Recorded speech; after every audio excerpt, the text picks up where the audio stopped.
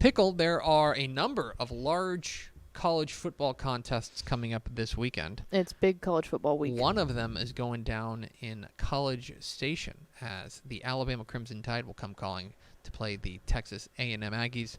And here to talk about it is our Texas A&M insider, the co-host of Aggie War Pod on the Dave Campbell's Republic of Football Podcast Network. It is our friend Jay Arnold. Jay, what is up? Hey, how's it going, y'all? Happy to be on. Obviously, a big weekend coming up. How are y'all doing? We're doing great. How are Aggies doing right now? Because it feels like it's been a Let's do a temperature check. Let's do a heat check on the Aggie kind of the 12th man writ large. What's the heat check on Aggies right now? I think manic would be a good way to describe the fan base at the moment. Honestly, I mean, obviously after the Miami game, a lot of strong feelings negatively. And then all of a sudden, the defense really starts showing up against Auburn and Arkansas. And now you have a whole bunch of mixed emotions, and A&M has a chance to take the outright lead in the SEC West with a victory over Alabama. And there are a lot of folks that are hopeful and a lot of folks that are realizing that Nick Saban with his back against the wall is perhaps not the most friendly animal to corner. You mentioned the Miami game because I think that obviously that's the most high-profile game that A&M's played so far, and it didn't go particularly well. But since then, A&M has been really good and really kind of dominant over the course of the last three games, albeit not against teams as good as Miami. From your perspective, what has changed? What's the biggest or the few biggest things that have changed since that Miami game? I think the biggest change that I've noticed, at least, is the aggression from the defensive line up front. Mm-hmm. It seems like DJ Durkin has kind of taken off the training harness and let those guys get after it, and it's been beneficial. I mean, you look at what A&M has done against Auburn and Arkansas these last 2 weeks. 30 tackles for loss over 2 games is just an incredible turnaround from what A&M had. Obviously, last year, A&M really struggled to rush the passer, and now you've had a plethora of sacks against Auburn and Arkansas as well. And you're kind of finally starting to see the results from that recruiting class that came in and was highly touted, especially on the defensive line. Obviously, there's still some concerns in the back end, but when you're able to pressure the quarterback as much as the defensive line has these past 2 weeks, it helps make up for some of those issues.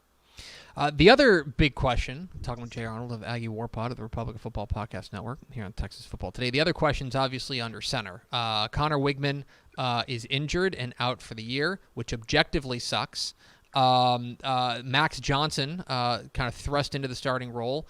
I thought he finished the game against the game against Auburn pretty well. And then I thought that he was pretty good against Arkansas. From your perspective as a guy who's watched this closely and who obviously has a great familiarity with Max Johnson as a kind of once and future starter, what have you seen from Max Johnson that has you either encouraged or discouraged heading into not only Alabama but the rest of the season? Yeah, and look, when we came into the season with Wegman as a starter, I think I felt a little bit more comfortable knowing that Max Johnson was available as a backup, right? Like as far as backup quarterback situations go, A&M I felt like had one of the better ones in the country. There's some things that Max maybe doesn't do as well as Connor. One of the things that we noticed against Arkansas is there was a couple of fumbles.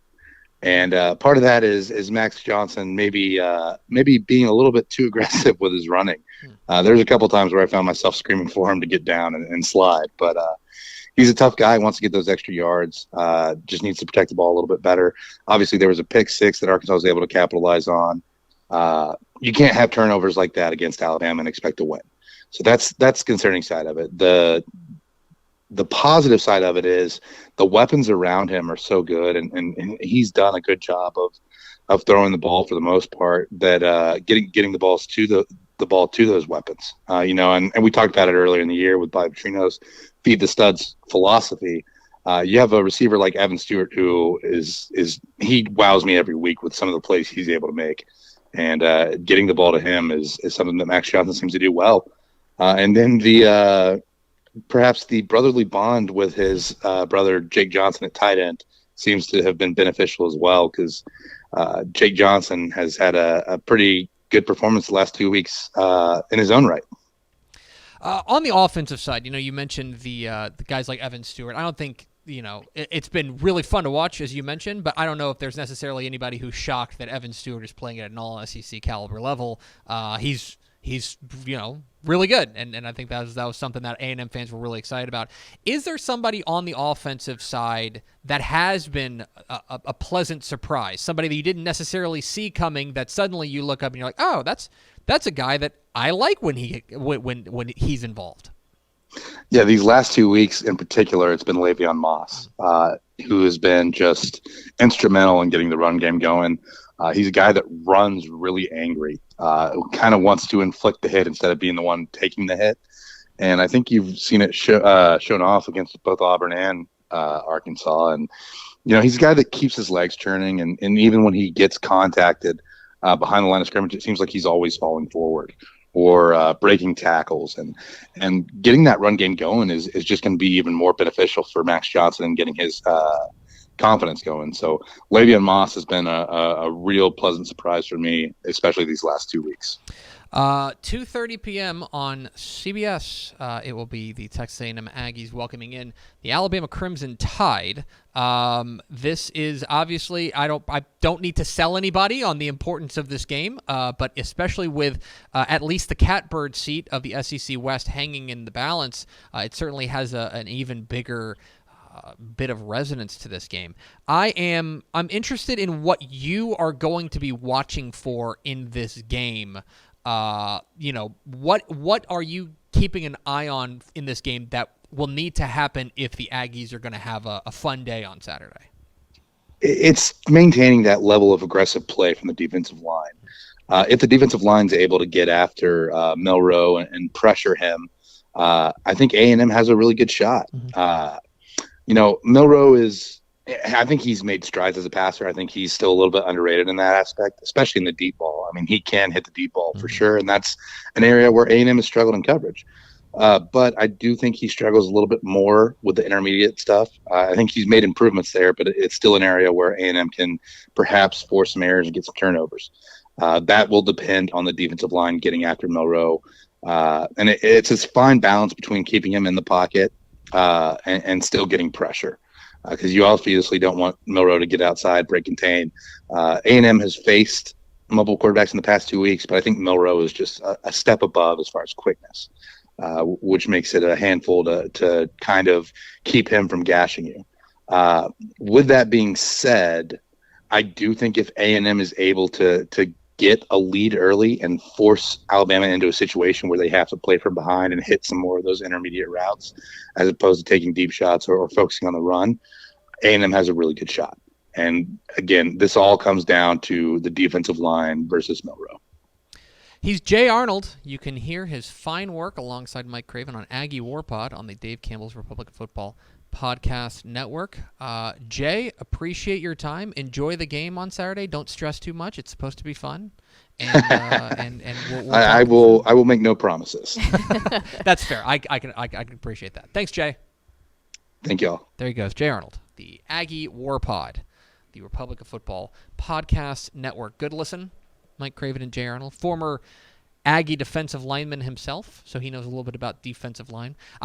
He is, to be clear, he is right that, I do think the difference for A&M has been on the defensive line. Oh, yeah. Also, he's biased. Yes.